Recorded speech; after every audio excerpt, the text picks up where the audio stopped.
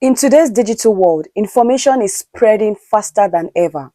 Some of it is accurate, some is misleading, and some is intentionally designed to deceive. And that is why one of the most valuable skills you need to develop in this age and time is critical thinking skills.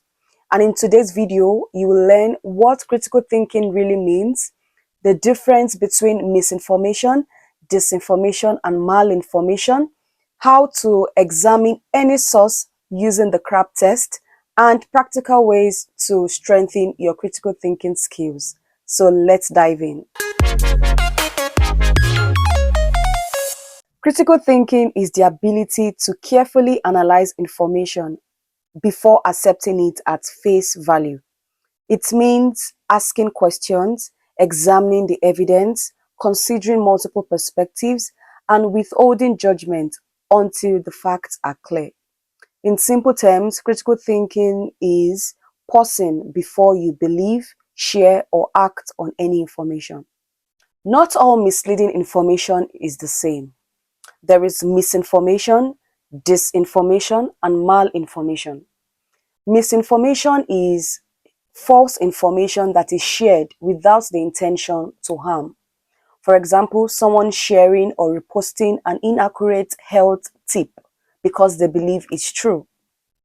Disinformation is false information that is deliberately created to cause harm or to deceive people. For example, sharing fabricated news stories to manipulate public opinion. While malinformation is based on real facts, but those facts are exaggerated, taken out of context, or presented in a way that is harmful. So, even when an information is not harmful, you still need to evaluate it carefully.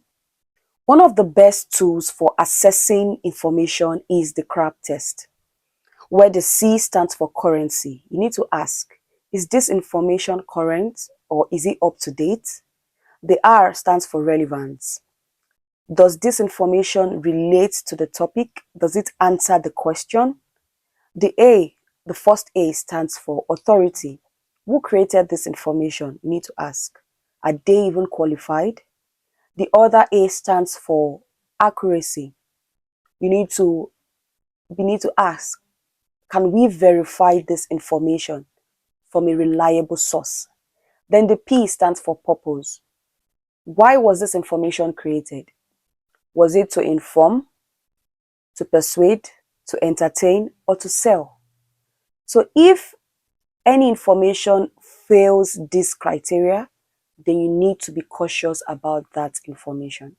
Critical thinking starts with your mindset. You must be willing to question assumptions, challenge public opinions, admit when you're wrong, and stay open to new evidence. So when an information is being thrown at you, don't rush to conclude.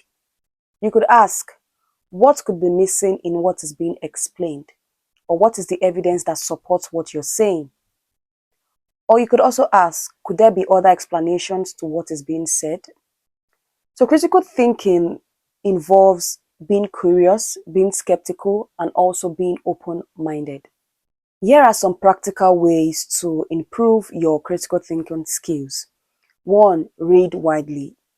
You could explore books, magazines, articles, or share beliefs with other people. 2 is to observe carefully. Pay attention to details and patterns. 3. Ask better questions. So you need to check by asking who, what, when, how, why. Just ask.